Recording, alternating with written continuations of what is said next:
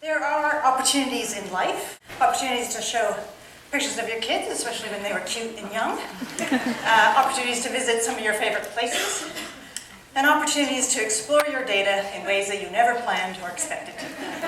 And luckily for me, those have all come together here at SRCLD. Because this is what I do. I do a big screening of kids, and our most recent screening was over 1,200 kids 5 to 9 years of age. And they do a sentence recall task, a couple of word reading tasks, and a math fluency task. And based on some performance criteria from there, I select a group of monolingual speakers, and I test their language, working memory, a bunch of other stuff. And I've spoken about that work before. And everybody else falls by the wayside. Top performers, some others, and all the non-monolinguals. Everybody else who says they have another language other than English, I don't follow up on. And then along comes my graduate student from Saudi Arabia, Areej Balilah, and she says to me, Dr. Lisa, what about those kids who don't speak English as their first language? You know, what's going on with them? And so I say, well, all right. Why don't you take a look at our screening data, see what the relationships are, and we can go from there. And so that's the point that we're at now, and that's what I'm going to talk about. So there are poor talkers amongst kids who are in their early school years. We've talked about them as having, some of them as having a specific language impairment, not developing language as expected, even though they look like they should. And then there are kids who don't know the language of instruction, and for today's talk I'll just refer to that as English. So English is not their first language, and so they're in school learning English at the same time that they're receiving instruction in English. So these two groups, children with SLI and English language learners, have been notoriously difficult to distinguish.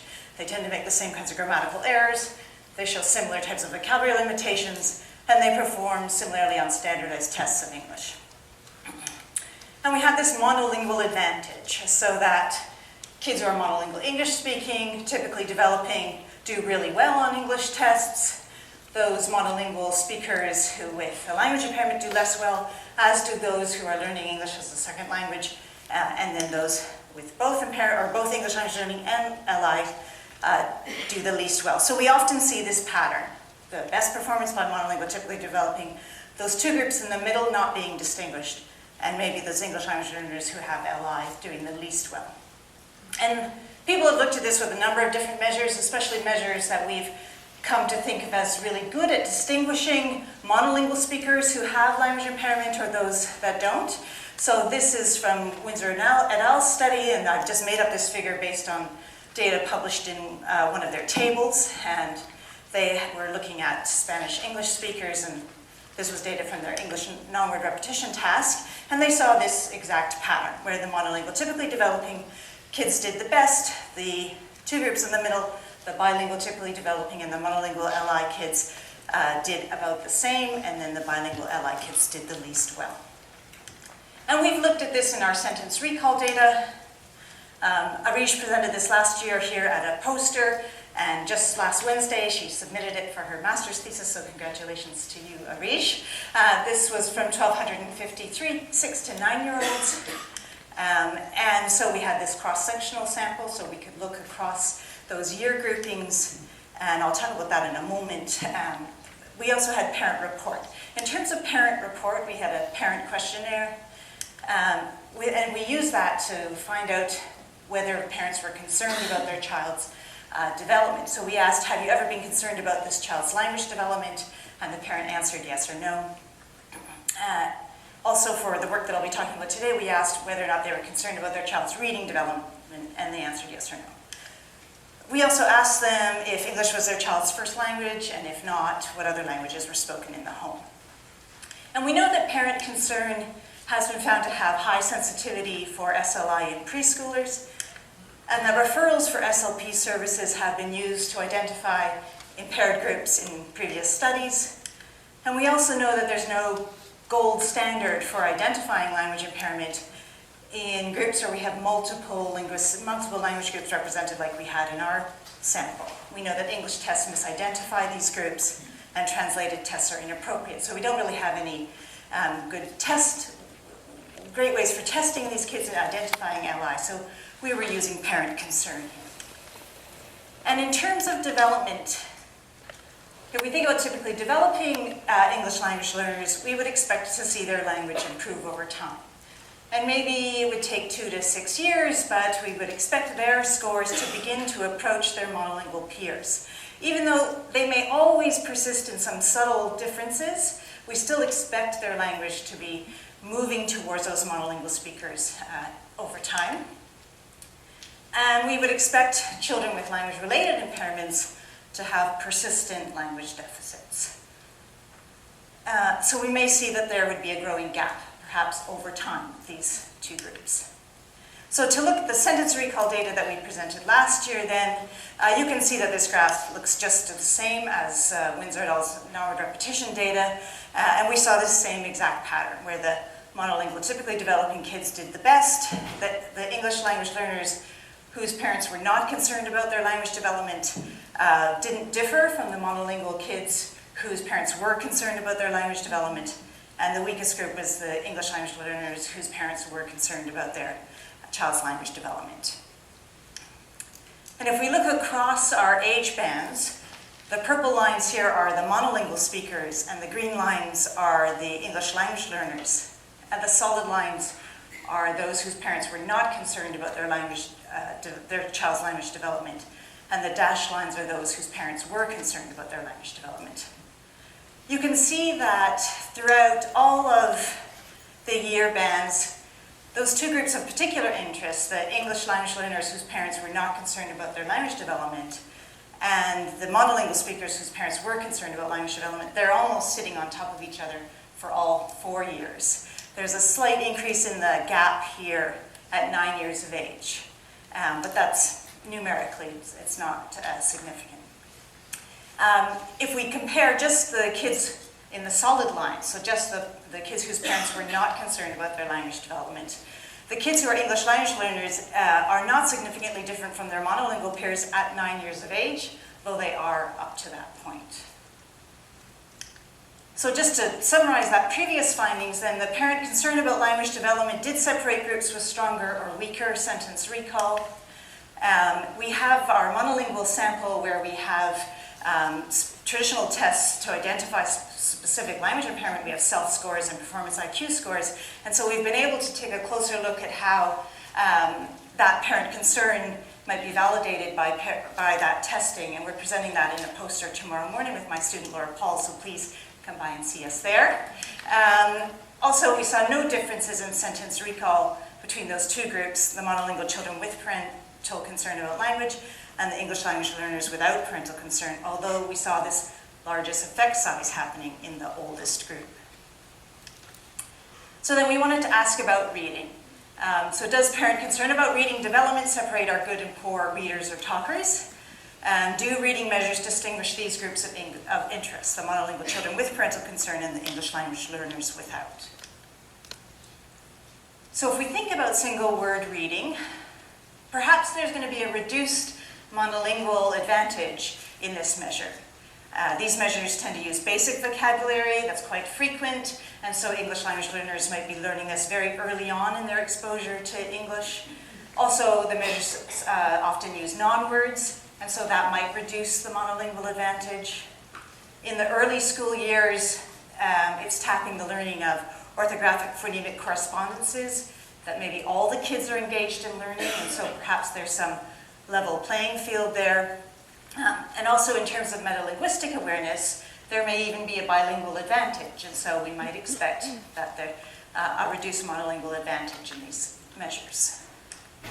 And if we consider the measures that are used in single word reading, one is sight word reading, and so these are high frequency words, and children read as many as they can in 45 seconds.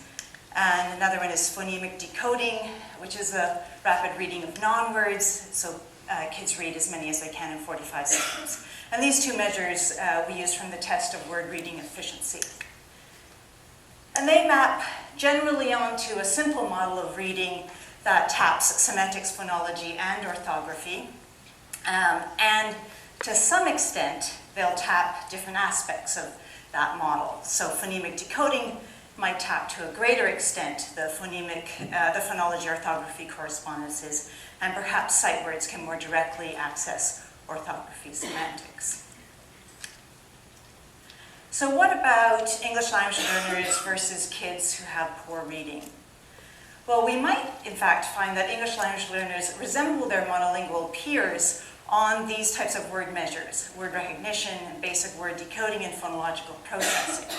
And where they're going to do more poorly is on reading comprehension skills, because at that point they're tapping oral language skills that these kids haven't yet developed.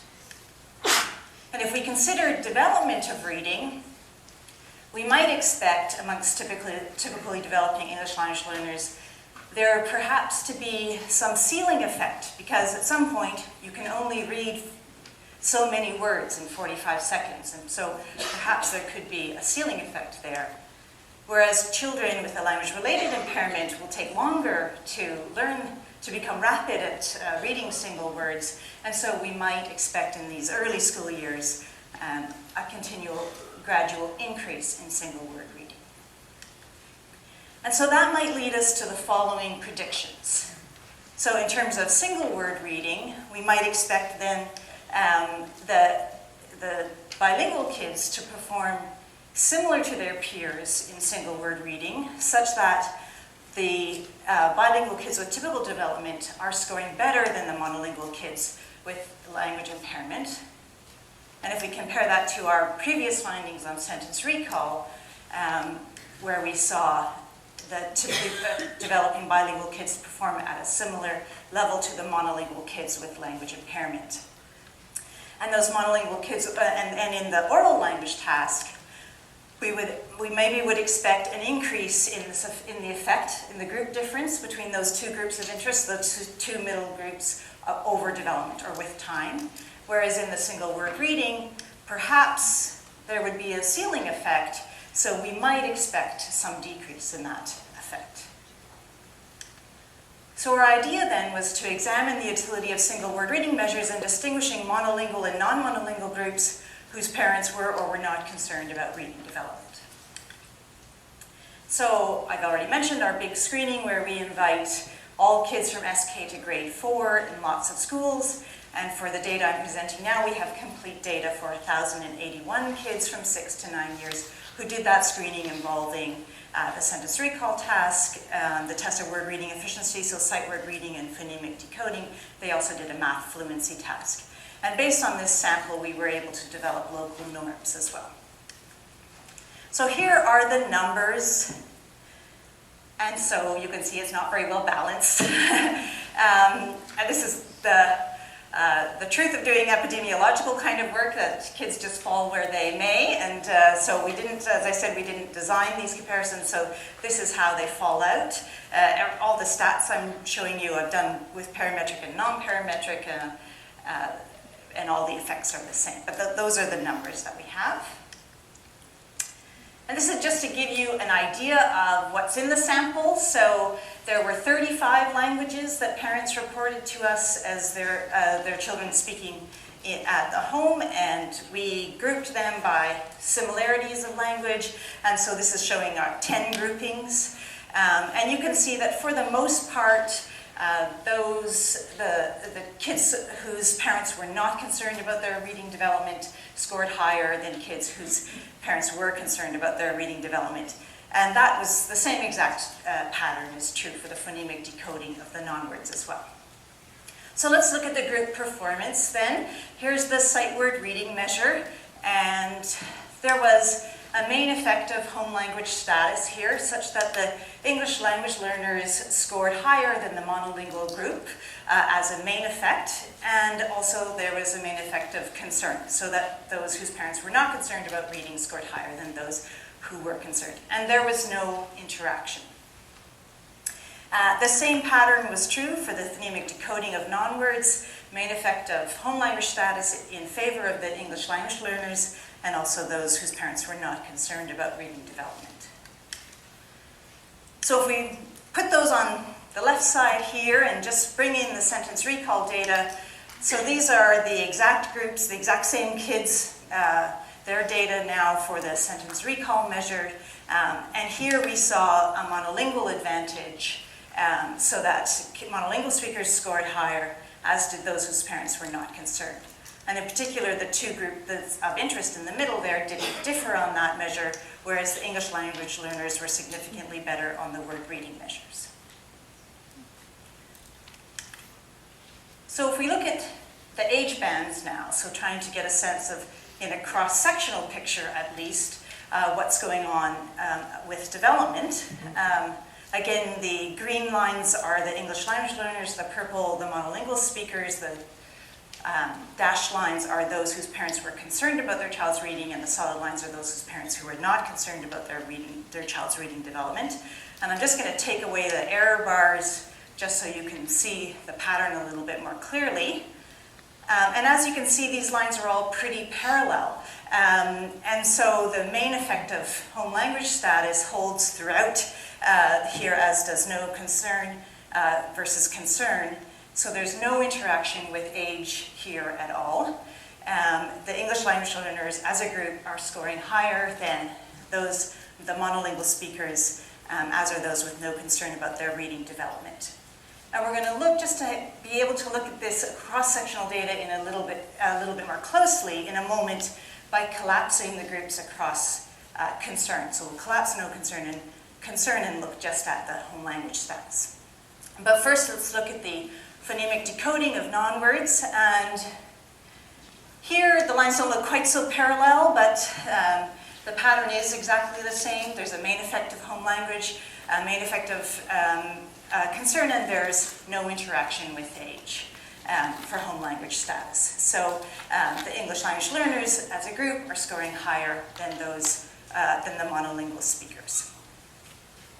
So let's collapse then across concern, try to take a closer look at this home language status across the 4 age groups. And I'm going to show you now the standard scores. So if we're going to look at standard scores, we're going to expect over each age band average score of 100, so we're going to expect a flat line here. And here's what we have for the sight word efficiency, or the sight word readings measures. It's a pretty flat line, pretty close to 100 here. And the English language learners are scoring higher than the monolingual speakers. You can see this suggestion of an increase in effect size over into the older groups, although that, as I said, there was no significant interaction with age, but there's some suggestion of an increase in the effect size. And the same thing looking at for phonemic decoding efficiency. Again, the English language learners scoring higher than the monolingual speakers, and the suggestion of an increase in the effect size with the older groups is maybe a little bit more there. But again, there's no significant interaction. And if we just bring back the sentence recall measures just as a comparison, where here we had an interaction with age, so that the kids whose parents were not concerned about their language development, who were English language speakers or English language learners, so the green solid line, at 9 years of age, they no longer differed from their monolingual peers. So to summarize then, the English language learners achieved higher single word reading but lower sentence recall scores. The parental concern identified groups with lower single word reading and sentence recall scores. So the English language learners without concern about their reading development scored better than the monolingual speakers with concern on the single word reading but not the sentence recall tasks. So if we think about the developmental trends then, there's a bilingual advantage on single word reading that persisted over these early school years, and maybe that difference grows perhaps. And there's a monolingual advantage for sentence recall that persisted at least 4 years, but perhaps that's diminishing for the groups whose parents are not concerned about their language development. So some possible implications: it does suggest a bilingual advantage in single word reading tasks that perhaps is due to exposure to two phonological systems. It might be that by comparing performance on oral language measures and single word reading tasks, we could that might aid in distinguishing whether or not an English language learner is struggling to learn language generally or having a more specific difficulty with English. Of course, there's limitations to this work. As I've said, we didn't plan out this to look at this question specifically. Also, we don't have information about the previous exposure in English, or when the kids' first exposure to English was and how long they'd been learning English, so we don't have any of that background about those English language learners. So I want to thank all the students who've been involved in this work. Thank you to my collaborators, including my colleague Janice Cody, who's here with me, and thank you to my funders, and thank you for your kind attention.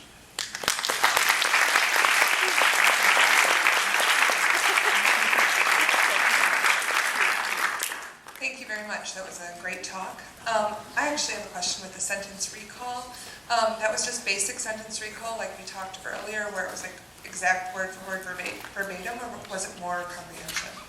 So it's Sean Redmond's sentence recall task from one of his earlier papers, and we score it with a 2-1-0. So 2 is perfect, 1 is 2 or 3 errors, and 0 is 4 or more errors or no response. This is just a comment, but it might be interesting to compare it along with then comprehension, summarization, or another reading skill to see kind of that combination, because just plain recall doesn't mean good readers. Sentence recall with the oral language task? I'm sorry, I'm not quite understanding. That's it. No, nothing. Is there another question? I'm sorry. No, I just think in implications for these children in school, that their ability to recall at the sentence level, yes, and the word level, ultimately the goal is for literacy and reading development and language development, and so seeing that difference would be a future.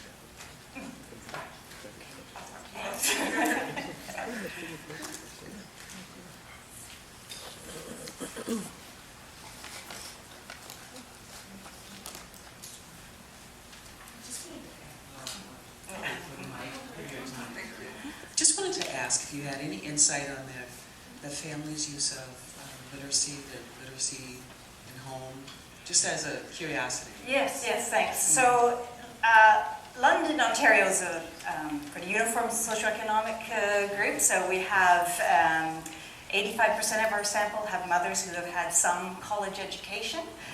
So socioeconomic differences are not that great. And so I think that from that, I'm assuming that the language literacy in the home is probably pretty similar across our group.